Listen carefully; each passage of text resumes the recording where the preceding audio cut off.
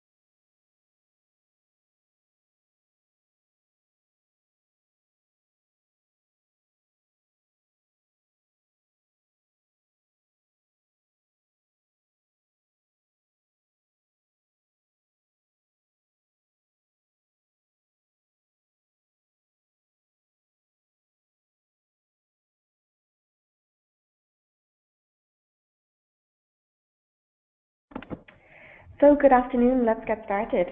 Thank you for taking the time to attend our webinar today, Qualtrics and Higher Education Beyond the Basics. This is a live webinar and we've scheduled about 20 or 25 minutes for the content part, then we'll leave some minutes at the end for questions and answers. For context and the catalyst for this webinar, we've had contact with our academic clients in the past few months and a lot of conversations and discussions around how you're using Qualtrics. And I think that we noticed that many of your unique and interesting uses were uses that we weren't aware of, and we wanted to enable knowledge sharing between us and you and between yourselves as well to make sure that you're using your access to the Qualtrics account that you have to its fullest potential. Just one or two housekeeping notes before we begin. So this session will be recorded and we're happy to share that with you.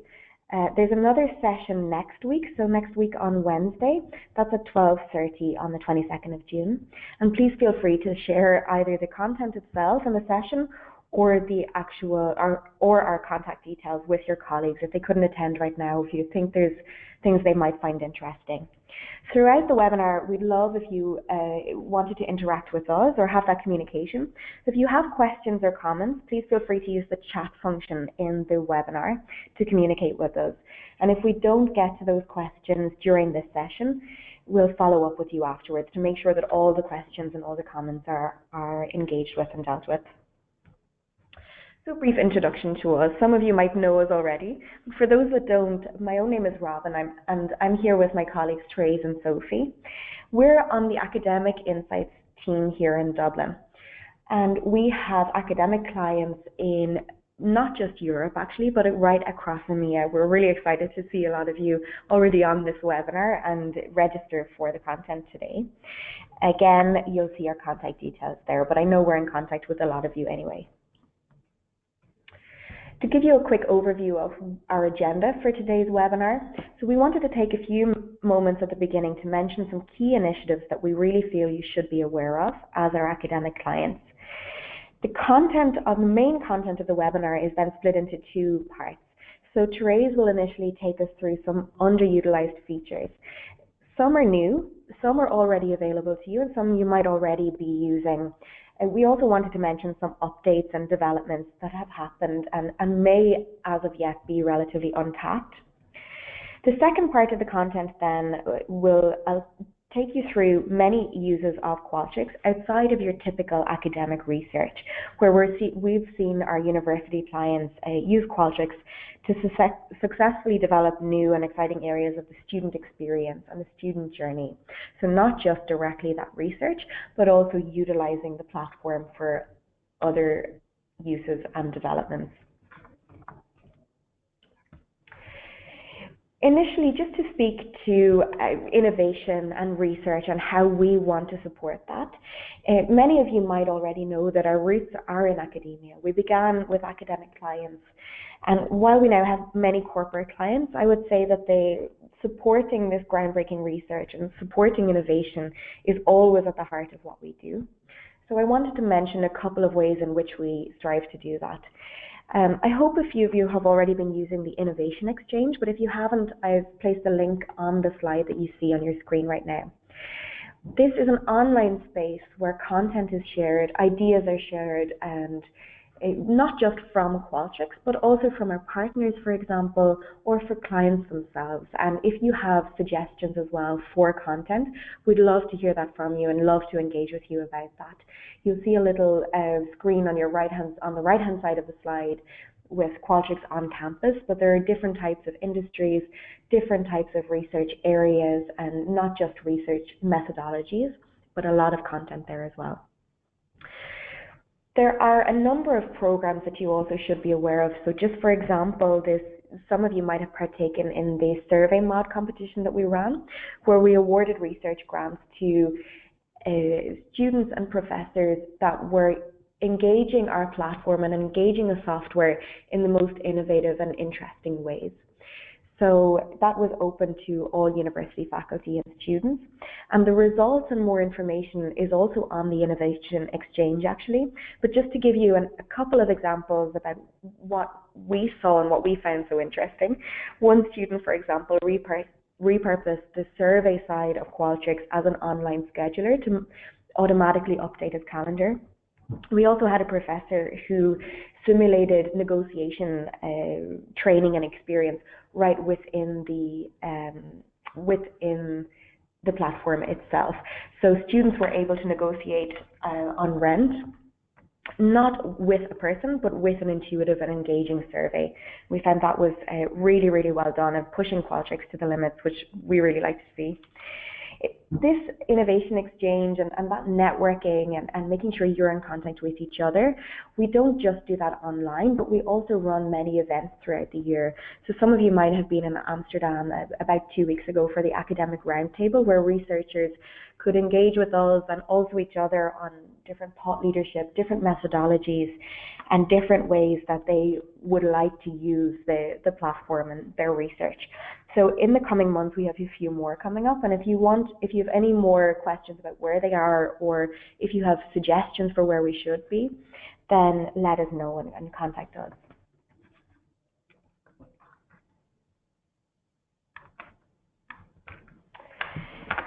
We wanted to just briefly mention the Insights platform before we pop into the this year, at the beginning of this year at Insights Summit. They moved towards the Insights platform away from what would have been traditionally the Research Suite. And in the last few months, if you've been logging into your account regularly, you'll already have seen the ability to toggle over between them or already moved to the Insights platform. This upgrade this development with the platform is not just aesthetic, it's not just about the user interface, but there are many other elements to that. So some of the updates that we've seen are in text analysis or in the reporting and visualization, which Therese will actually speak a little bit about later on in the webinar. Our goal with this was to really create a central point of management for the data that you're collecting. So breaking down those data silos and speeding up the processes and administration time spent with your research so that you can focus on the most important things. And we've really seen a very successful move in the past couple of months to that. And based on your feedback, I think you found it successful too. So we're really, really happy with that. Slightly related to that, you'll see on the bottom we've put in a logo from StatWing. So you might have seen in the news in the past couple of weeks that Qualtrics recently acquired StatWing, a statistical analysis platform. Our goal with that is that by the end of this year, our clients will be able to do statistical analysis directly within the platform. So again, housing all of those processes, being one central solution and enabling you to push it as far as you can and do as much as you can. So I think we're really excited to see what you'll be able to do on the Insights platform, and really excited about clients being able to do things like regression analysis, instant visualization of statistics directly on the platform, not just collecting it with Qualtrics. Great. So as Robin mentioned, many of our newest innovations are with our academic clients in mind. And we're going to take a few minutes to show you some of these features and the value they can have for your research. So I should mention, some of these are included as standard in your university package. Some of these might not be. And if you're unsure, I really recommend reaching out to us and we can clarify that for you. So first of all, one of our newest features is the text highlighting question. And we've seen this utilized for things like ad testing and marketing, psychological experiments, and learning and teaching as well. So the idea behind highlighting is to enable your respondent to interact with the text presented to them. So in this case, we've asked the participant to let us know which parts of the text they find they like, for instance, or what they dislike. But you could make this feedback far more, I suppose, insightful. So what parts of the text are persuasive or ineffective, provocative and neutral, interesting or boring? And I suppose moving on to more specific use cases, we've seen one psychology researcher use this for an experiment that involved priming. So she primed participants with a video, and they were primed to either feel angry or happy. And based on this, she presented them with the text and was able to test that priming based on their interaction with the text. But in a more general sense, you might want to use this for something like teaching and learning. So again, you can grasp what students understand or what they don't understand, or what needs to be covered further. So again, these are the very specific use cases using this question type. If you notice another use case, or if anything jumps out at you, I really recommend interacting with us because we'd really like to get that feedback. So another feature that's proving both very popular and valuable is the signature question. And this is great for gaining authorization or consent from your respondents. So all they need to do is use their mouse or finger on a touch screen to scribe their signature. So we've seen this change things like the research ethics process, whereby your ethics committee need only add an electronic signature to an ethics application form. So this is really easily combined with the file upload, so where ethics applications can now be uploaded and assigned to the appropriate person through Qualtrics. And what this has done is cut down the ethics process, but also the research process by days and weeks. So where previously individuals needed to print, sign and upload their forms, they can now have everything automated and centralized using Qualtrics. Again, another specific example from around the research, but you might and centralize the processing of CVs and application forms and things like that. So this is one of our most exciting new features, and again, it is available to all clients as standard on their university package. So what this is the inline email question. So if you have a consent form or a multiple choice question, and you can actually bring this into the email itself. So what this does is it increases participant engagement from the very beginning, and we've seen response rates soar as a result. So on the front end, what this looks like to the participant is they can see something like what you see on the screen here, but you might also remember it from the webinar invites that we sent you as well. Now it's worth noting, as I mentioned, that this is available to you and it's really worth checking out on your own accounts. Perhaps an underutilized feature, but one that's proved very useful for a lot of our clients is the offline application. And this is used where Wi-Fi access is limited. And we've seen this used in field research in schools and in hospitals for patient-reported outcomes, for instance. But institutionally, you might want to use it for event feedback. You might want to use it on a graduation or an open day, for instance. So it's a really great way to get on-the-spot feedback, but also in comparison to post-event surveys, we've seen response rates being a lot higher as well. And again, something we're, I suppose, very proud to introduce to our clients today is the text analysis feature. Again, it's available to all account users, and it's a great way to do in-depth thematic or content analysis. So simply tag the themes as you notice them and drill down and contextualize them as appropriate. So Qualtrics is really customizable in this sense, but it's also quite smart. So it will group similar words together, like happy and happiness. But we'll also remove nonsense words, stop words, explicitives, as well as you tell us to do. So we've used the example of course evaluation here, where you can really drill down into student feedback. But this is really groundbreaking for anyone who needs to combine qualitative and quantitative research on the one platform. So this might be a good time to bring up our new academic partners and integrations as well, and what they can do for your research. So in the past 6 months, we've partnered with some of the top academic providers. On the academic research side, we've partnered with things like Luminoso and Vivo. So this enables you to do in-depth qualitative analysis, Tableau for dynamic reporting, sampling, and so much more aside. So we've actually not included all our partners here, and they are available to you. But I suppose to give you a flavour of the potential our partnerships can bring. Now, we are particularly proud of our integration with Canvas. So this is one of the top virtual learning systems. So what this means is that student feedback, modules, assignments, and course resources are all centralized in the one space. So students and staff don't need to switch between programs for these functions. Now, it's module feedback at the click of a button and also quizzes as well, but it's extremely accessible for students. Now, Canvas is just one of the out-of-the-box integrations, but if you're using Moodle or Blackboard or another VLE system, I really recommend reaching out to us and we can let you know as to how we'll work with those as well. So the API feature in Qualtrics enables integration with all sorts of programs and modules. So if you need to save time by centralizing content in one space, let us know and we can see what we can do. To take you on to the second part of our webinar and the content today that we wanted to walk through, to give you a context for this part. So while we were engaging with our academic clients and with universities, it became very quickly apparent that Qualtrics isn't just used for your typical academic research. The platform itself and Qualtrics is being used in many, many different areas on the campus by many different departments, organizations, and institutions within the higher education organizations. So I know student journey and student experience have become something of buzzwords in the last couple of years. And I think there are different thoughts on the methodologies and how to gauge that.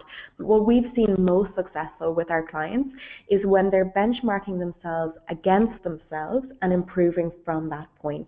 So whether you agree with the ranking system, the student experience surveys and things like that, what's most helpful is to be honest with yourself so that you can really get a holistic view of the university, of different processes, of the student as well as the professors, and even the reputation of the university itself. So let's walk through the student journey a little bit and mention a few points where we can help. So certainly it becomes apparent that the student journey begins before the student steps foot on campus, before they might even apply.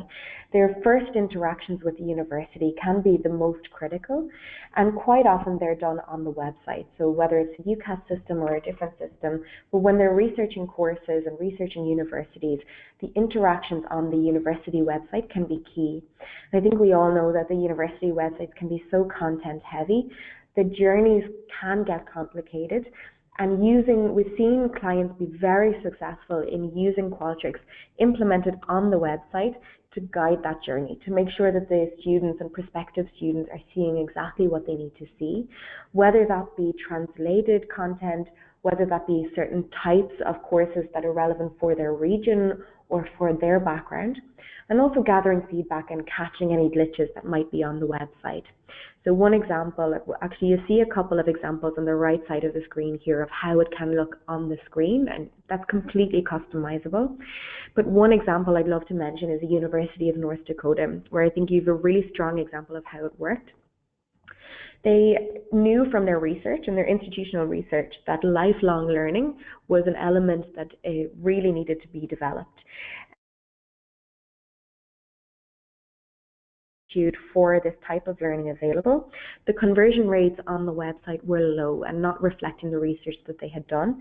So they were in and around 3% of when prospective students would research the course to when they would actually apply.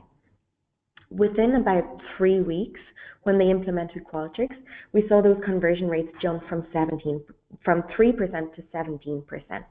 So you're really seeing how a little bit of guidance and a little bit of help on the website with Qualtrics can dramatically increase conversion rates and increase applications for different courses. When the student arrives, or even just before, we've seen quite a few of our clients use assessment tools. So like 360 assessments, 180 even, peer review, or professor and self-assessment tools. So that the student themselves, as well as the university, or as well as an academic advisor or a mentor, knows exactly where the student's strengths and weaknesses lie and what needs to be developed. So the student knows which courses to choose. The professor knows where to guide them the most and where courses can start to develop and help them with that. We can share case studies after this session happily, but one example that could be good to look at is the Washington University in St. Louis. And they were using it with their MBA students. So those students were working full-time. They didn't have a lot of time to go through psychometric testing and assessments and analysis in order to identify strengths and weaknesses. So Qualtrics was implemented. The building and reporting time of those 360 tests was reduced by 80%.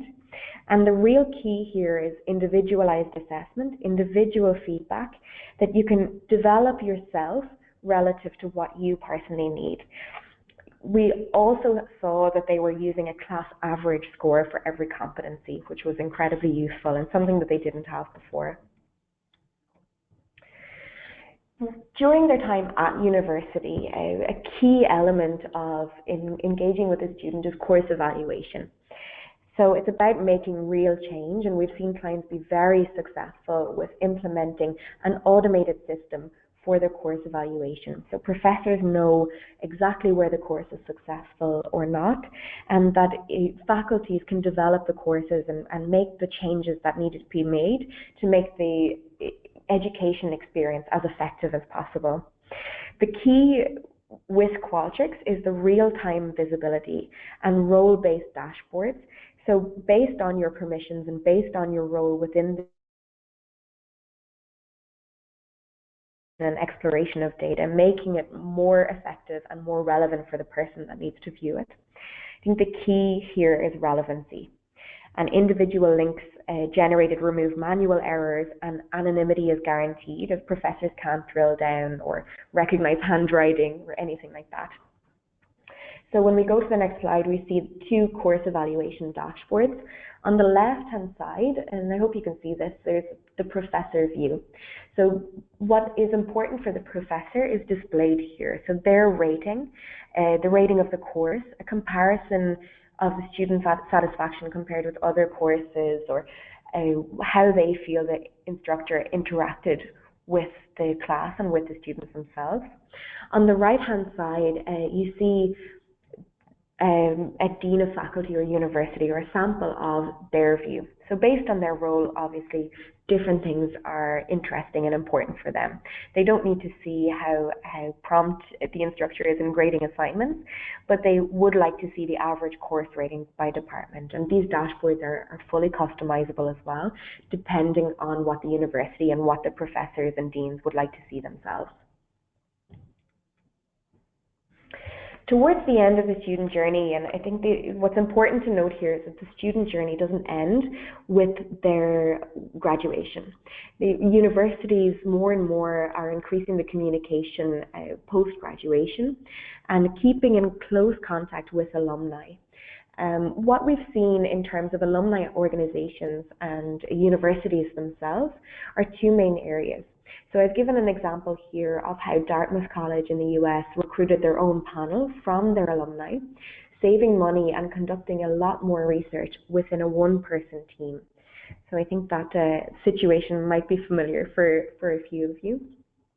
But what you can also use Qualtrics to do, and we've seen it work very successfully, is prevent alumnus fatigue, prevent over-surveying, prevent too many emails and over-contacting the alumni, to make sure that when they do get emails that they're completely relevant for them, to increase engagement and make sure that events then, for example, or different asks that the university might have, or different newsletters are actually seen and the content is engaged with. So that concludes the We hope you found it as enjoyable to listen to as we did to present.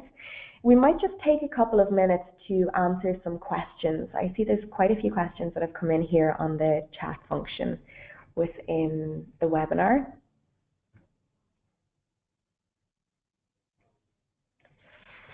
Okay, so one question here is, where is the full list of partners available? Okay, it's a good question. So if you want to get the full list of partners, we can send you a link to the Innovation Exchange and the relevant page for academic partners. It's a really good question. Mm-hmm. And here I see there's a question about the offline app. So traditionally, you might have experience already with the offline app, an Apple device, and the question is that available on Windows now? So I'm delighted to be able to say yes, it is, depending on the tablet that you're using. So it's used on Windows 7, any versions of Windows 7 and higher. But I think actually it would be great to take that offline and talk specifically about your case, because that type of field research, we can help a lot more with that.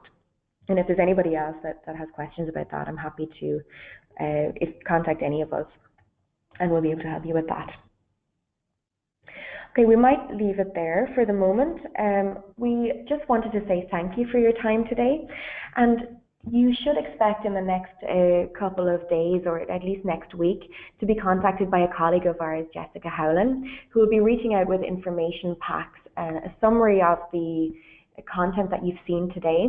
Any case studies you might need, you can happily get in touch with us and we'll make sure you get that content. And if you have any questions, please feel free to engage with us.